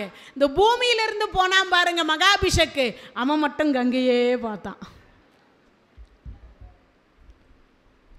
இதை பார்த்து அடுத்த வினாடி பிரம்மதேவர் பார்த்தார், பிரம்மலோகத்தில் வந்து இப்படி ஒரு எண்ணம் வரலாமா? மகாபிஷக்கு, பூமியில் போய் நீ சந்தனுவாக பிறக்க கடவது. கங்கை, ஆடை விலகிய உடனே அதை சரிப்படுத்துவது ஒரு பெண்ணினுடைய குணமாக இருக்கணும். அதனால தான் பெண்ணுக்கு என்ன வேணும்? அச்சம், மடம், ஞானம், பயிர்வு, குணாதிசயங்கள், அடக்கம், நாவடக்கம். நாவடக்கம். அச்சப்படணும். எதுக்கு அச்சப்படணும்? அடுத்தவர் கணவரை கண்டால் அச்சப்படணும். பெண்டிற்கழகு எதிர்த்து பேசாமை. பெண்டிற்கழகு எதிர்த்து பேசாமை. எதிர்த்து யார் யாரை பேசக்கூடாது? தன்னை விட வயதில் மூத்தவர்கள், தாய் தந்தை சகோதர சகோதரியை எதிர்த்து பேசக்கூடாது. ஆச்சா, கல்யாணம் ஆயிடுச்சுன்னா மாமனார் மாமியார் நாத்தனார் மூத்தார் இவர்களை எதிர்த்து பேசக்கூடாது. அதே மாதிரி கணவரை எதிர்த்து பேசக்கூடாது. அதனால தான் என்ன பழமொழி சொன்னாங்க? பின் தூங்கி. ஆனால் இப்போ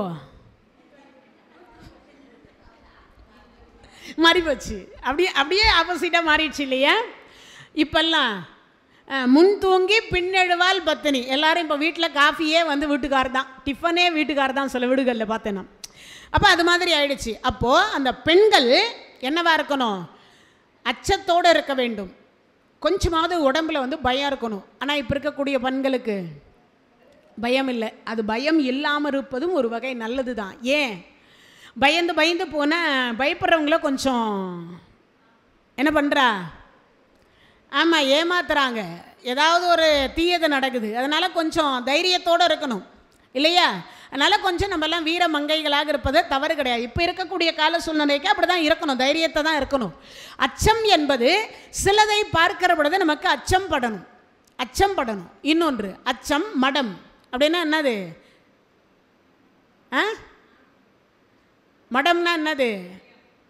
கல்யாணம்ன்றது ஒரு அர்த்தம். அப்போ வருகிற பொழுது அடக்கம் என்பது பொருள். பெண்கள் என்னவா இருக்கணும்? இந்த பூமி மாதாவுக்கு வலிக்கிறது போல நடந்து போகக்கூடாது. சில பேர் தன் தன் தன்னு கால் வைப்பா. சில பேர் காலில் வந்து ஜெகன்மோகினி கொலுசு போட்டிருப்பா. அது சத்தம் அதிகமாக கேட்கணுன்றதுக்காகவே காலை வந்து அழுத்தி அழுத்தி வைப்பாங்க. சில பேர் வேகமாக திம்மு திம்மு திம்முன்னு ஓடுவா. எங்கே? கோயிலில் போய் ஓடுவாங்க, பார்த்துருக்கீங்களா? ஆனால் கோயிலில் எப்படி நடக்கணும்? இந்த மணவரைய மணமகனும் மணமகளும் சுற்றி வர்ற மாதிரி வரணுமா? அவ்வளவு நிதானமாக வரணுமா? அந்த மாதிரி வரணும்னு வாங்க. பெண்கள் குறிப்பாக அச்சம், மடம், நாணம் அப்படின்னா என்ன அர்த்தம்? வெக்கப்படணும். பெண்களுக்குன்னா வெக்கப்படணும். எனக்கு இந்த பாரதத்தில் கூட இசையாளராக ஒரு அக்கா வருவாங்க. அவங்க ஒரு கதை சொல்லுவாங்க. என்னென்னா, பெண்கள் வந்து அவங்கள கொஞ்சம் ஆம்பளை மாதிரி வளர்த்துட்டாங்களாம். அந்த அம்மா வீட்டுக்காரர் கல்யாணம் பண்ணி கொடுத்துட்டாங்க. கொடுத்துட்டதுக்கு அப்புறமா இந்த அம்மா போய் எப்பயும் யாராவது வீட்டுக்கு வந்தால், புது மாப்பிள்ளை புது பொண்ணுனாவே அப்போல்லாம் பார்க்குறதுக்கு 4 பேர் வருவாங்க இல்லையா? இந்த அம்மா கொஞ்சம் தலை நிமிந்துட்டு அப்படி இப்படி தான் வருவாளாம். அப்படி வரும்பொழுது தான் அந்த அம்மா எப்பயும் வருவாங்களேன்னுட்டு. அப்போ அவங்க வீட்டுக்காரர் சொல்லிக்கிறா, அடியே பெண்ணுன்னா அச்சம், மடம், ஞானம், கொஞ்சமாச்சும் வெக்கப்பட்டு பேசு. என்ன கொஞ்சம் கூட வெக்கம் இல்லாமல் பேசுகிற, ஒரு கூச்சமே இல்லாமல் கடகட கடகடன்னு பேசுகிறியே அப்படின்னு சொல்லி அவங்க சொல்லியிருக்காங்க. வெக்கப்பட்டு பேசுன்னு. இந்த பெண் என்ன பண்ணிட்டா, சரி அப்படின்னுட்டு 4லேருந்து வெக்கப்பட்டு பேசுகிற மாமா அப்படின்னு சொல்லிட்டா. மறுநாள்லேருந்து இந்த அம்மா அந்த அம்மா மாமியார் போய் ஒரு நடவு நடந்து போச்சு. இந்த அம்மா, ஏங்க மாமா, என்னாடி அது மாமா, அடியே வெக்கதான் படுற என்னன்னு சொல்லிட்டு வெக்கப்படாண்டி, அதுதான் நீங்கள் சொல்லும் போதே சொன்னீங்களே, இனிமேல் வெக்கப்பட்டு பேசுன்னு, அதனால் நான் வெக்கப்பட்டு பேசிகிட்டு இருக்கிறேன். அது மாமா சொல்லேண்டி, நான் எப்படி என் வாயால் சொல்கிறது, அதுக்குன்னு பக்கத்து வீட்டு வாயா கடை வாங்க முடியும், சொல்லேண்டி. அது மாமா, உங்கள் அம்மா என்னடி எங்கள் அம்மாவுக்கு எதனா கேட்டாங்களா? அதெல்லாம் ஒன்றும் இல்லை மாமா. அப்புறம் என்னடி, நீங்கள் தான் வெக்கப்பட்டு பேச சொன்னீங்களே, இப்படியா 1/2 மணி நேரம் வெக்கப்பட்டா. 1/2 மணி நேரம் கழித்து சொல்கிறா, ஒன்றும் இல்லை மாமா, உங்கள் அம்மா கிணத்துல விழுந்துட்டாங்கோன்னா.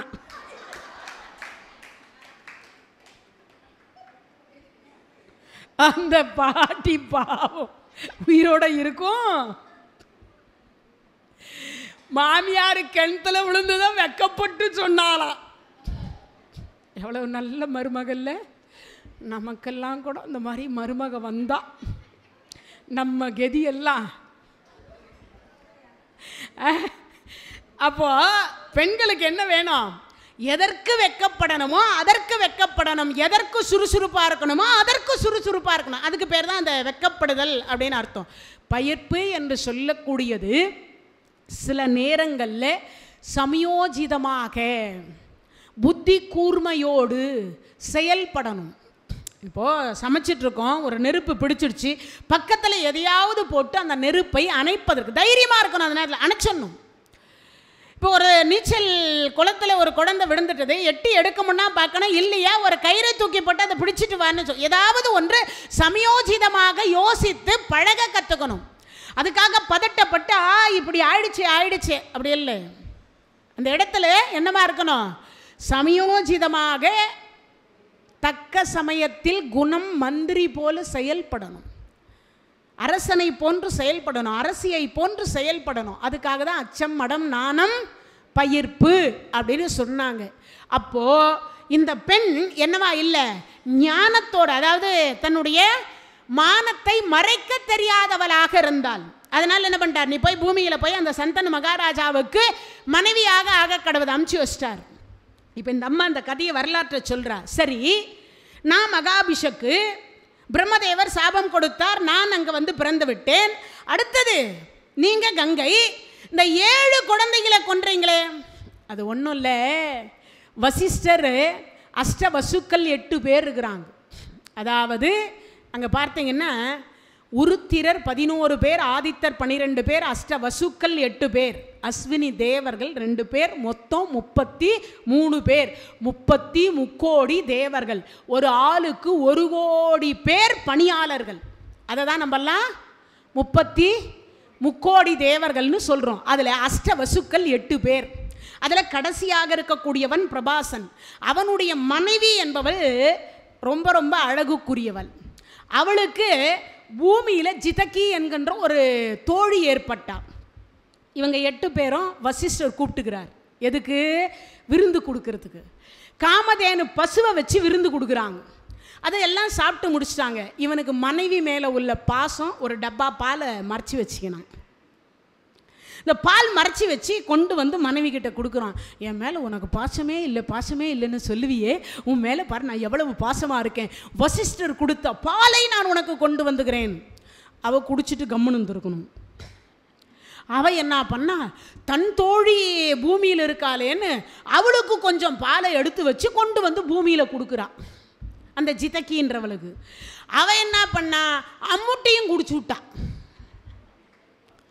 இப்போ என்றும் 16, அவளுக்கு வயசு 60, 16 வயசு குமரி ஆயிட்டா அந்த ஜிதக்கி. இப்போ வீட்டுக்கார் ராத்திரி கதவை தட்டுறார். இவ கதவை திறந்தா. வீட்டுக்கார் அந்த பெண்ணை பார்த்து கேட்குறார், உங்கள் அக்கா எங்கேன்னார். எங்க, நான் தாங்க உங்கள் மனைவி ஜிதக்கி. அடியே, காத்தால போகும்போது பார்த்தா 60 வயசு, இப்போ எப்படி 16ன்னா? இல்லைங்க, பிரபாசம் பொண்டாட்டி வந்தாங்க, பால் கொடுத்தாங்க, குடிச்சிட்டேன். ஏண்டி அம்முட்டியும் அப்படியே உள்ள தள்ளுறதா? ஒரு வீட்டுக்காருக்கு கொஞ்சோண்டு கொடுக்க வேணாமா? இப்போ உனக்கு 16, எனக்கு 80, ரெண்டுத்துக்கும் ஒத்து வராது. நீ போ உங்கள் அப்பன் வீட்டுக்கு. உடனே அந்தம்மா பார்த்தா எப்போ இவ வருவான்னு காத்துருக்கா. பிரபாசம் பொண்டாட்டி எப்போ வருவான்னு காத்துருக்கா. வந்தா, ஏன்டி வெளியில் இருக்கேன்னா, எங்கள் வீட்டுக்கார் என்ன சேர்க்க மாட்டேன்றாரி, எங்கள் அப்பா வீட்டுக்கு போக சொல்லிட்டாரி. ஏண்டி? பாலை குடித்த உடனே எனக்கு 16 ஆயிடுச்சு, அவர் 80 இருக்கிறார், நான் 16 இருக்கிறேன், ஏணி வச்சாலும் எட்டாது. இப்போ என்ன பிரச்சனை?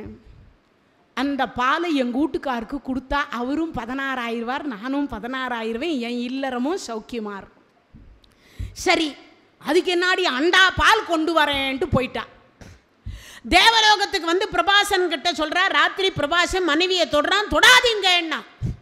ஏண்டி, நேற்று கூட வசிஷ்டர் வீட்டில் இருந்து பால் கொண்டு வந்து கொடுத்தேன், அதில் தான் வந்தது பிரச்சனையே. எனக்கு தோழி இருக்கா தெரியுமா? ஆமாம் தெரியும். அவளுக்கு இந்த பாலை கொடுத்தேன், அவளுக்கு 16 வயசு ஆகிடுச்சு, அவங்க வீட்டுக்காருக்கு 80 வயசு ஆகிடுச்சு, அவங்க வீட்டுக்கார அந்த பெண்ணோட வாழ மாட்டேன்ட்டா, நீங்கள் பால் கொண்டு வந்தாதான் நீங்கள் என்ன தொடலாம்ட்டா. இவன் என்ன வழி இல்லாத வழி. அப்போ தான் பார்த்தார், ஓ அப்படியா, சரி. அவன் சும்மா இருந்திருக்கணும். இல்லை நேராக போய் வசிஷ்டர்கிட்ட, ஐயா தெரியாமல் என் பொண்டாட்டிக்கு இந்த பாலை கொடுத்தேன், அவள் கொண்டு போய் அங்கே கொடுத்தா, அதனால் பிரச்சனை வந்துருச்சு, கொஞ்சம் பால் கொடுங்கோன்னா வசிஷ்டர் கொடுத்துருப்பார், அண்டா பால் கொடுத்துருப்பார். இவன் என்ன பண்ணான், அடியே நீ இருடி, அண்டா பால் என்ன, அந்த பசுவையே கொன்னதும் உன் காலடியிலே நிற்க வைக்கிறேன்டின்ட்டான். இப்போ அந்த பசுவை இரவோடு இரவாக இந்த 8 பேர் இல்லையா, இவன் தான் கடைசி பிரபாசன், இதுக்கு முன்னாடி இருந்த 7 பேரையும் திருடத்துக்கு துணைக்கு கூட்டிகிட்டு போய் நேராக காமதேனுவை பிடிச்சி கொண்டு வந்து வாசலில் கட்டிட்டான். பிரபாசன் வாசலில் மனைவி பார்க்குறா, எங்கள் வீட்டுக்காரு நான் கேட்டால் என்ன வேணாலும் கொண்டு வருவார் அப்படின்னு நினச்சி அவள் சந்தோஷமாகிறா. பொழுது 4:30 மணி ஆகுது, பிரம்ம முகூர்த்தம். வசிஷ்டர் பார்க்குறார், காமதேனு பசு எங்கடான்னா காணும். சிவபூஜை லேட் ஆகிட்டே போகுது. அவருடைய தவ ஞானத்தில் பார்க்கிறார், எங்கே இருக்கின்றது காமதேனுன்னு பார்த்தா பிரபாசனுடைய வீட்டில். கூப்பிட்டார் 8 பேரையும். பாவிங்களே, சிவபூஜையே லேட் பண்ணலாமா? இந்த பசுவை வச்சு தானே நான் சிவபூஜை பண்ணுவேன், இப்படி பண்ணிட்டீங்களேன்னார்.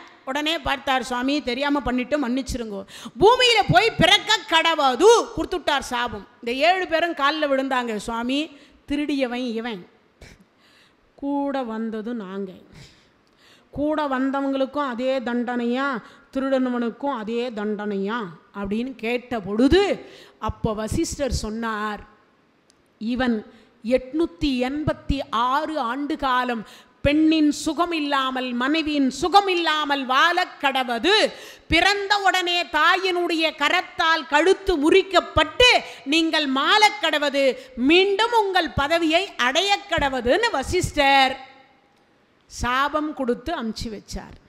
கங்கை மாதா கையினாலே 7 பேரும் முறிந்து செற்றவர்கள், இறந்து போனவங்க யாரு? இந்த அஷ்டவசுக்கல்ல 7 பேர். இந்த 8ஆவதா கையில் இருக்கக்கூடியவர் தான் பீஷ்மாச்சாரியார். தேவ விரதன் என்கின்ற நாமத்தோடு 36 ஆண்டு காலம் கங்கை வளர்த்து கொண்டு வந்து சந்தனுவுக்கிட்ட ஒப்படைத்து விட்டு மீண்டும் கங்கைக்கு போனார். அவர்தான் 886 ஆண்டு காலம் வாழ்ந்து மனத்தினாலும் பெண்ணை தீண்டாத மகானாக வாழ்ந்து கடைசியில் அம்பு படுக்கையில் இருக்கின்ற பொழுது விஷ்ணு சகஸ்ரநாமம் என்கின்ற விஷ்ணு சகஸ்ரநாமத்தை இந்த உலகுக்கு அளித்த ஒரு பெருமான் பீஷ்மாச்சாரியார்.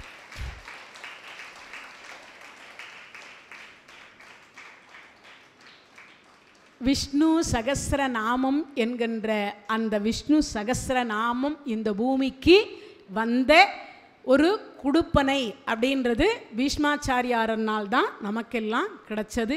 அவர்தான் பொங்கல் கழித்து வரக்கூடிய ரத சப்தமி அப்படின்னு சூரிய பகவான் தெற்கிலிருந்து வடக்கு தேரை திருப்புக்கூடிய அன்றைய தினத்தில் அவருடைய பிராணன் என்று சொல்லக்கூடிய ரத சப்தமி அப்படின்னு சொல்லக்கூடிய அன்றைய தினத்தில் அவர் மீண்டும் பிரபாசனாக அஷ்டவசுக்களில் ஒருவராக போய் சேர்ந்தார். அப்படிங்கிற நிகழ்வோடு இன்றைய நிகழ்ச்சி நிறைவு செய்து மீண்டும் நாளை காலை 10 மணிக்கு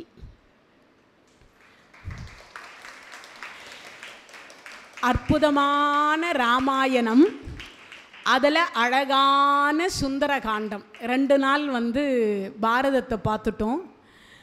3வது நாள் சுந்தரகாண்டம் என்று சொல்லக்கூடிய எளிமையான முறையில் ஒரு ராமாயண கதையில் சுந்தரகாண்டம் என்கின்ற அழகான காண்டத்தை நாளை காலை 10 மணிக்கு உங்கள் அனைவரையும் சந்தித்து இலங்கை என்று சொல்லக்கூடிய ஆஞ்சநேய சுவாமிகள் எப்படி தாவி சென்றார், எப்படி சீதையை கண்டார், எப்படி அந்த சீதையாக இருக்கக்கூடியவள் இந்த ஆஞ்சநேய சுவாமிகளுக்கு வரம் கொடுத்தார், ஆஞ்சநேய சுவாமிகள் எப்படி இலங்கையை எரித்தார் என்கின்ற அந்த கதையெல்லாம் நாளைய தினத்தில் சிந்திப்போம். இன்று உத்தரகோச மங்கையை தரிசித்தது போல நாளைய தினத்தில் இலங்கையை தரிசிக்க இருக்கின்றோம் என்பதை கூறிக்கொண்டு இந்த நிகழ்ச்சியை நிறைவு செய்கின்றோம். தென்னாடுடைய சிவனே போற்றி, எந்நாட்டவர்க்கும் இறைவா போற்றி, வெற்றிவேல் முருகனுக்கு அரோகரா. நன்றி, வணக்கம். இந்த தகவல் உங்களுக்கு பிடிச்சிருந்தா லைக் பண்ணுங்க, உங்க ஃப்ரெண்ட்ஸுக்கு ஷேர் பண்ணுங்க, மறக்காம எங்க சேனலுக்கு சப்ஸ்கிரைப் பண்ணுங்க.